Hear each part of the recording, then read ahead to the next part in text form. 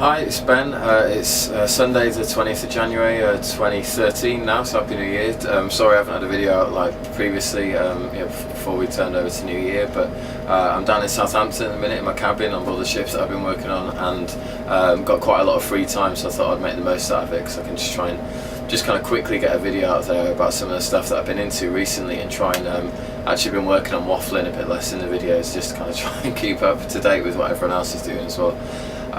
Recently, I've had a big change in the kind of music that I've been listening to. Well, not a big change, but kind of a revolution in terms of finding music that I've found is just kind of exactly what I wanted to be able to make music to sound like, So it's all kind of been in the vein of future garage, future bass, whatever you want to call it, that post-dubstep kind of, producer heavy kind of vibe that kind of came out of. I think James Blake's one of the first people that I came across kind of doing stuff like that. Also Corliss, who's got kind of a lot of ties up in North Wales, there's a lot of stuff like that, and there's just so many people have been getting involved with it recently, and it's just an incredible sounding scene from what I've seen. And one of the best things that I found in terms of what's kind of driven me to get so into it is that it's really, really well represented online by people who are blogging really avidly, or kind of putting things up on YouTube, or producers putting their stuff up on SoundCloud and promoting it really well. But there's a series of kind of really good blogs online that are doing just that and having a really good outlet for it, and I think that's really great for me because I'm so used to by now, because I'm from the generation of people who were brought up with computers and laptops and all that kind of stuff, that I think we're very, very fluid at kind of using all these websites now much better than a lot of people older than us are, and it just means that when something good gets out there, it is just much easier to kind of get access to, and I think we're past the point now of kind of, well, I certainly don't lose any sleep if I'm into something that loads of other people are. I think that's just a great thing for me, particularly because a lot of these producers are in their 20s, some of them in their teens. There's an incredible producer called Aspect, who I think is actually only 17, and he's from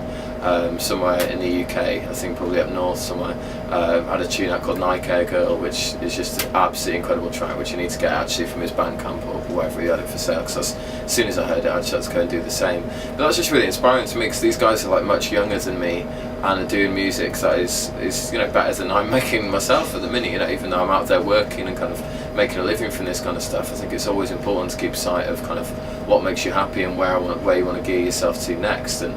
for me at the minute, it is just being able to make live electronic music. There's bands out there that have been doing it for quite a while. There's guys like Submotion Orchestra,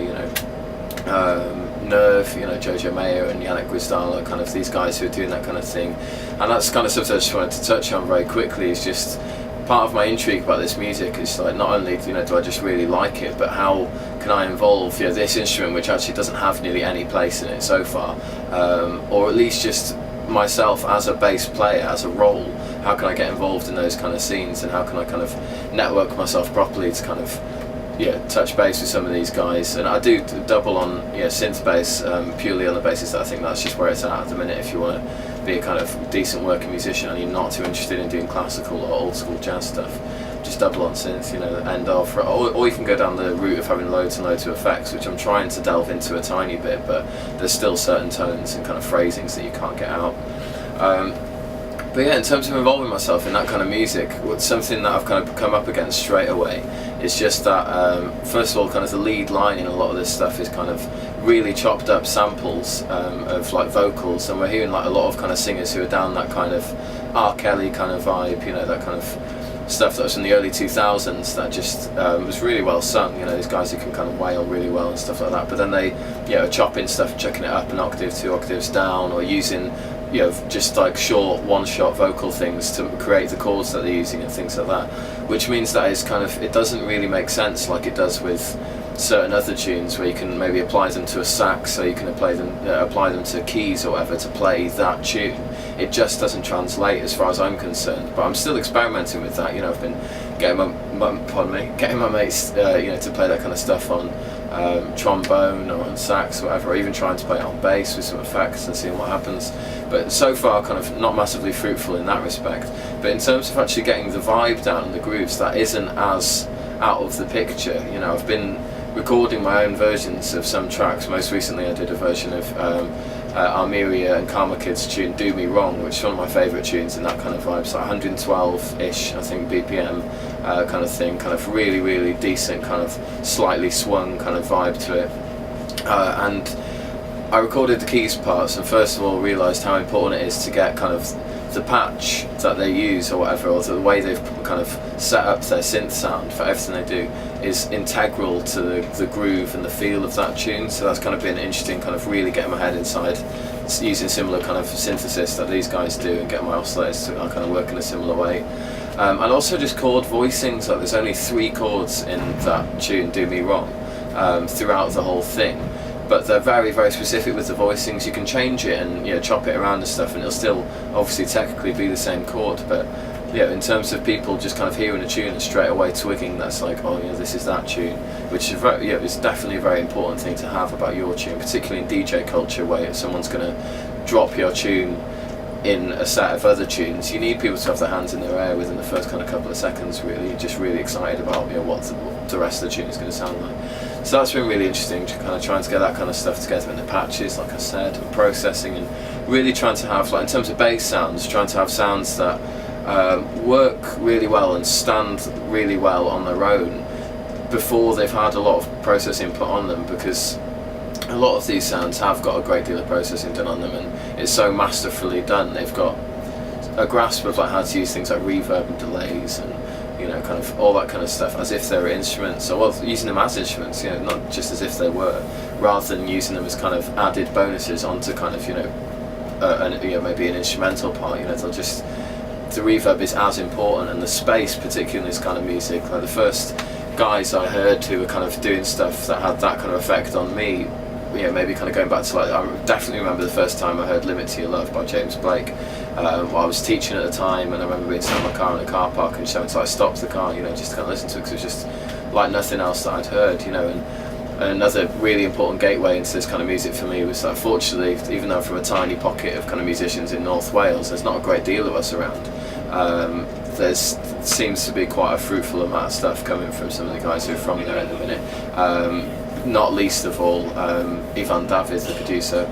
I think he's probably still based up there at the minute, actually. I've just kind of lapsed a tiny bit in terms of being in touch with all my friends, but he's the DJ every week at a residency that I had called Groovist, where we played live hip-hop music. And then I, not just out of courtesy, but just out of kind of being proud of my friends, checked out some of his tracks, and I was just blown away. First time I heard No Good and Miranda and all that kind of stuff, and then I got my hands on a fresh copy of Treehouse as soon as that came out as well on vinyl, and just absolutely gobsmacked. So I'm just currently trying to rack the brains of people who are making that kind of music and sending off, like I said, like with that "Do Me Wrong," sending off these little versions of these tracks off to drummers at the minute, so then I can bounce it back, re-record myself, play into that track, and just see, well, not just see, but experiment with, and hopefully prove to the producers who are doing this kind of like future-based kind of stuff that having a live aspect involved in it, kind of maybe a tiny bit beyond kind of having someone there doing all your filter sweeps and triggering stuff in Ableton or whatever, but actually having musicians there playing your drum part, even if it's an electric drum kit or whatever it is, could actually bring something incredible to that music, in terms of just having that loop of kind of reaction and response between the musicians, the audience, and then whoever's kind of manning the kind of the more kind of computer-based aspects of your music, and I'm fairly confident that there is something in that, that kind of human aspect of it, because there are people who've done it in the past fruitfully, like I said, kind of guys like Nerve and bands like that, and I just think that's hopefully where things are headed. Like I'll be moving to Bristol kind of this coming summer, maybe more towards September, and all I want to do basically is just be around kind of people who are doing that kind of stuff and who are into that kind of stuff. So I'll wrap it up there. Actually, I haven't really got much more to add on that part. Clearly, apart from a huge amount of enthusiasm and respect for these guys, and check out Eton Messi, check out Accelerator, check out Future Astronauts, and the producers that I named. I'll put some links in the YouTube kind of description box underneath here. Obviously I'm on Tumblr, there's Twitter, SoundCloud, Facebook, and all that kind of stuff that you can check out as well. And if you're into that kind of music, if you're a producer yourself, if you're a musician and you can record yourself and you are into this kind of vibe, please do get in touch, and I can, at the minute, over the next kind of 5 weeks, I can be recording a track every day and send them off to people, purely just because I want to see how far we can push this kind of thing and see what happens with it. And even if you've just got some tracks that you like that I probably haven't heard, then just get in touch and point them out to me, and I'll be more than appreciated. It'd be great. I'll leave it there. I've got another video probably ready for next week, hopefully just kind of talking about time and shedding time, and how that's a very important thing, getting a discipline for electronic music. Thanks for watching the video. Hope to speak to you soon. Stay safe.